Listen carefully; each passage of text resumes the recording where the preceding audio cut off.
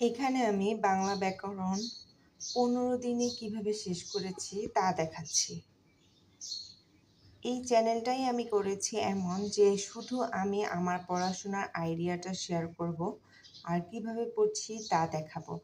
তাই হয়তো এটা কারোর জন্য উপকার হবে আর কারোর জন্য খুবই বিরক্তিকর হবে যে এগুলো আবার কি। তা যাই হোক, আমি যেভাবে পড়েছি কিংবা আমি যেভাবে রুটিন করেছি তাই এখানে শেয়ার করছি।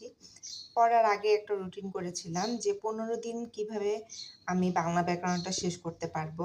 তো ফার্স্টে আমি তো আগেই বলেছি আমার একটা ভিডিওতে যে আমি 180 দিনের রুটিন বানিয়েছি আর 180 দিনের রুটিনে আমি আমার সকল টাস্ক 25টা টাস্ক রেখেছি সকল সাবজেক্টের জন্য। তো বাংলা ব্যাকরণের জন্য আমি মোট 3টা টাস্ক নিয়েছিলাম। টাস্ক 3, 4, 5 কারণ 1, 2 আমি বাংলা ফার্স্ট পেপারে রেখেছি আর 6টাও আমি বাংলা ফার্স্ট পেপারে রেখেছি। তো 3, 4, 5 এই 3টা টাস্ক আমি রেখেছিলাম বাংলা ব্যাকরণের জন্য। তারপর আমি এই টাস্ক 3, 4, 5কে আবার ভাগ করেছি, মানে সাবডিভাইড এমন টাইপের ভাগ করেছি। তো টাস্ক 3কে আবার ভাগ করেছি যে বাংলা ভাষা ব্যাকরণ 1, মানে 1। এখানে আমি পড়ব 2 ভাগে ভাগ করেছি, পার্ট 1 আর পার্ট 2।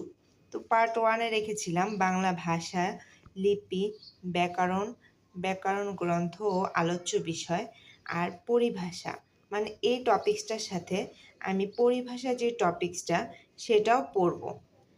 আর পরিভাষা আমার জন্য ইজি, এমনকি সবার জন্যই ইজি। তো ভাবতে চেয়েছি যে ফার্স্টেই একটু একটু করে পরিভাষা, বাগধারা এগুলো সব শেষ করব। তাই পার্ট 1-এ বাংলা ভাষা লিপির সাথে পরিভাষাটা রেখেছিলাম। এরপর পার্ট 2, এটাতে ধ্বনি, বর্ণ, ধ্বনির পরিবর্তন প্লাস শব্দ ও শব্দের প্রকারভেদ রেখেছি।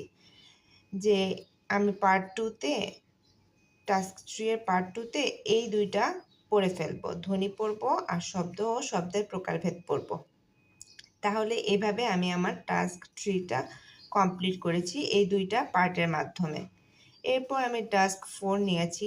টাস্ক 3 শেষ হলো, এরপর টাস্ক 4। টাস্ক 4কে আমি এভাবে নাম দিয়েছি যে এটা আমার ব্যাকরণ 2। ব্যাকরণ 1 শেষ হলো, এবার ব্যাকরণ 2। ব্যাকরণ 2-তে আমি আবার দুইটা পার্ট করেছি।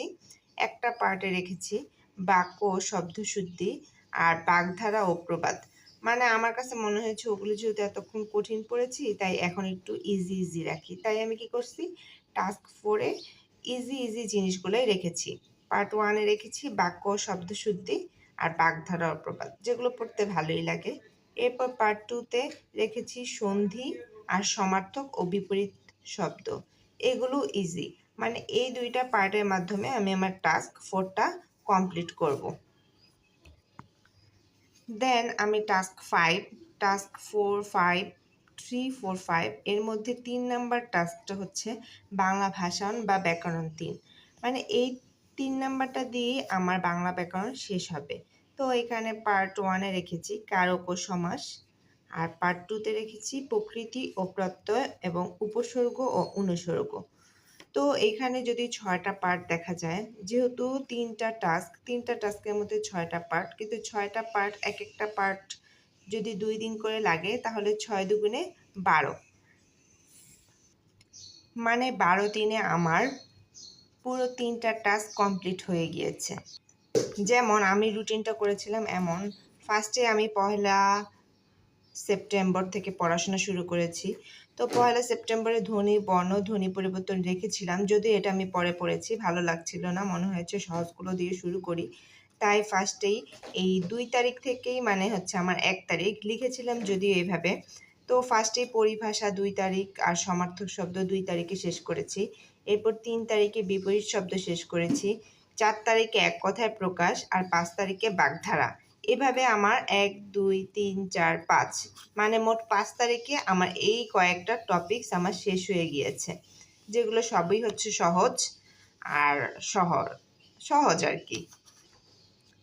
আর বাকি যে কঠিন কঠিন টপিকস ছিল তা মেবি আমি আমার ভিডিওগুলোতেই পড়েছিলাম তখন। আর এগুলো পড়তে পড়তে আমার ডে 12 পর্যন্ত গিয়েছে, মানে ডে 12 প্লাস এখানে ডে 12-এর মধ্যে একটা ছিল ডে 12 প্লাস 4টা দিন, তাহলে প্রায় 15 দিনের মধ্যেই কিন্তু আমার বাংলা ব্যাকরণটা মোটামুটি শেষ হয়েছে আলহামদুলিল্লাহ।